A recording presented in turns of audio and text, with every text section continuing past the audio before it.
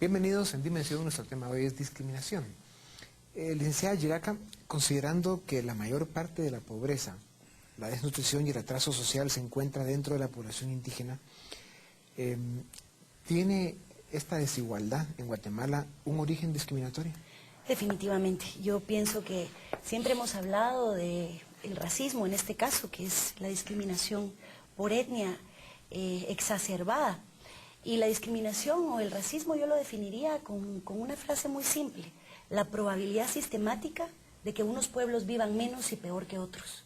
Y en Guatemala sistemáticamente se da la probabilidad de que unos pueblos vivan menos y peor que otros. Y generalmente estos pueblos que viven menos y peor que otros, sin exagerar, pero en la mayoría de los casos, con mucho énfasis, son los pueblos indígenas. Es casualidad, la construcción de Estado lo permite. O sea, esa es una construcción de Estado que permite que estos pueblos, que son los pueblos indígenas, vivan menos y peor que otros.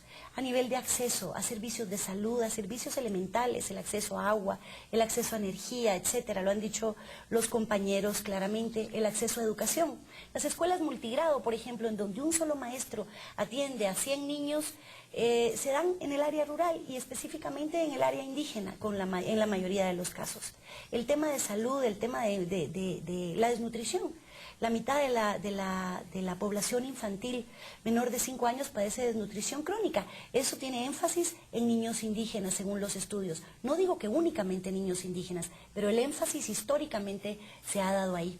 Y generalmente las soluciones que el Estado busca son soluciones siempre etnocentristas, siempre muy paternalistas, desde lo blanco, desde lo metropolitano, muchas veces desde lo masculino, desde lo que se considera normal o esas mayorías y esa homogeneidad que es la que construye, digamos, este Estado que es lo que tenemos. Ahora, toda esta problemática se profundiza mucho más cuando no hay desarrollo, cuando no hay crecimiento económico, cuando no hay condiciones para la inversión, cuando no hay todas las certezas que necesita un país para el crecimiento en general. ¿Qué dice el gobierno de esto, licenciado Chocó?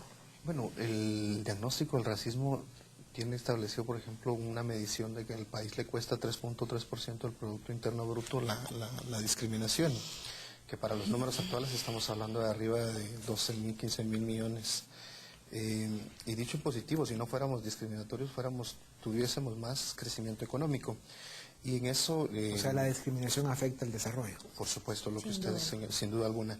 Y poner énfasis, por ejemplo, en una política institucional en términos de reducir un flagelo tan grande que es un efecto de la discriminación como lo sería la desnutrición crónica, que bien Anabela ya lo ha hecho mención.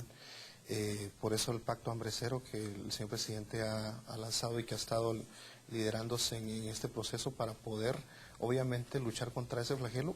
Hay que mencionar también que la Constitución, referencia a temas relacionados a pueblos indígenas, solo del artículo 65 al 70, han pasado más de 25 años de la Constitución y no se ha desarrollado el artículo 70. De hecho, en algunas de las propuestas que iban en la reforma constitucional que se promovió por el señor presidente, iba precisamente también el reconocimiento de la diversidad étnica del país, ¿verdad?, que es justamente parte también de la agenda de la paz y que son temas pendientes que hay que irlos abordando para poder vivir y unificarnos en la diversidad, ¿verdad? Es decir, el reconocimiento del otro y a partir de eso ver esa diversidad como potencialidad para el desarrollo y no como una división como se ha querido plantear en determinado momento en el debate. Licenciada Televario, ¿de qué forma se puede superar la discriminación en Guatemala? Creo que parte de lo que siento que este es un proceso que nos llevaría mucho tiempo, el tratar de superar la discriminación, pero como lo dije a un inicio, parte de la responsabilidad de todos los acá presentes, que tenemos este espacio y tenemos ese privilegio de poder conversar de este tema tan controversial a nivel de país, es precisamente esto, ¿no? Pienso que, como Becker lo mencionaba hace un ratito, para que haya desarrollo en el país es necesario que haya igualdad de condiciones, porque yo en ocasiones doy un ejemplo. Un ave, para poder volar, necesita que las dos alas vayan al mismo rumbo. Eso no pasa acá en Guatemala. Entonces, ¿cómo hacemos para la carga de las personas quienes pueden volar se incrementan y hace que el avance sea mucho más lento por todos los que vienen atrás?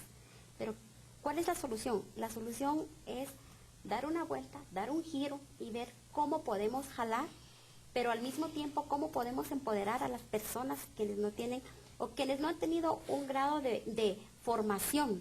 Para mí la educación es básica para tratar no solamente el tema de discriminación, sino el desarrollo de nuestro país. Eso es algo que también en algún momento lo discutíamos con los compañeros, el hecho de que sí, ¿qué es mejor?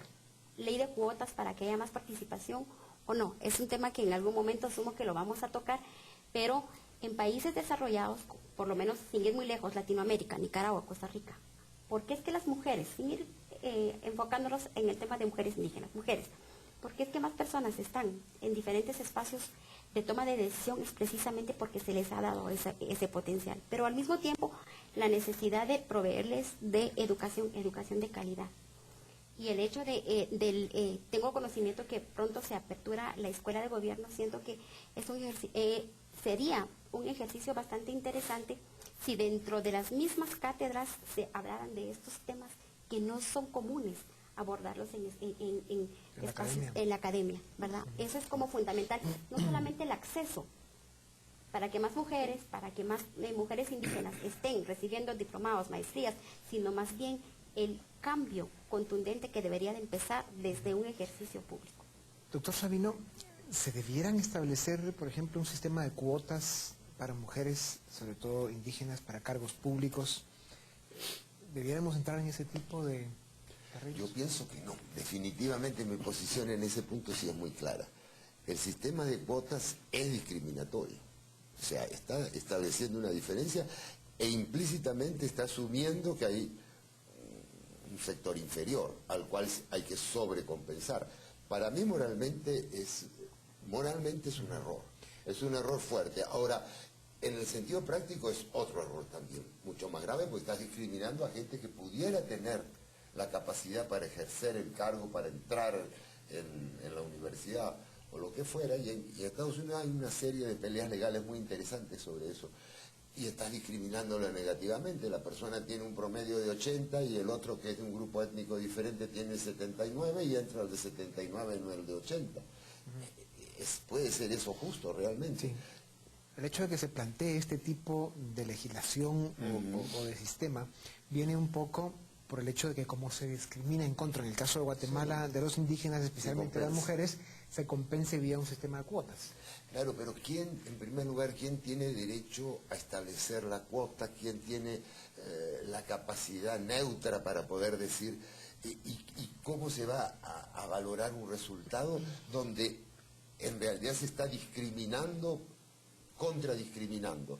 Yo pienso que de verdad no tiene justificación moral. Yo no puedo darle a una persona que asumo inferior una sobrevaloración. Es por capacidad.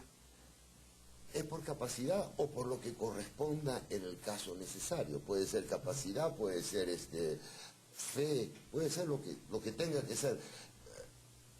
Hay tradiciones históricas en cada sociedad donde, por ejemplo, las sociedades eslavas tienen una tradición más igualitaria quizá que otras sociedades. Ya hay sociedades africanas donde hay mucha y otras hay poca diferencia entre sexos. Pero realmente yo pienso que el resultado final es negativo porque se tiende a enquistar todo eso, se tiende a crear un grupo sobreprotegido y la sobreprotección realmente nunca llega a condiciones de igualdad. No es por esa vía que se ha llegado a cierta igualdad en Finlandia y en otros países nórdicos. Bueno, yo creo que muchos países han aplicado leyes compensatorias, políticas compensatorias, le hace ley de cuotas, acciones afirmativas, dichas de muchas maneras. Y tiene dos principios básicos con los cuales yo estoy de acuerdo. No es que se admita que el otro es inferior, es que el otro ha vivido en diferentes condiciones, que es una cosa muy diferente a verlo como inferior.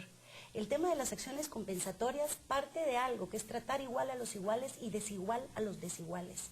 O sea, quienes han vivido en desigualdad de condiciones históricamente merecen un trato diferenciado. En este sentido, inyectar toda la posibilidad del Estado en materia educativa, en materia de salud, en materia de justicia, etcétera, por vía de la ley para que estas poblaciones tengan acceso a alcanzar alguna vez esta igualdad de oportunidades de las que hablamos.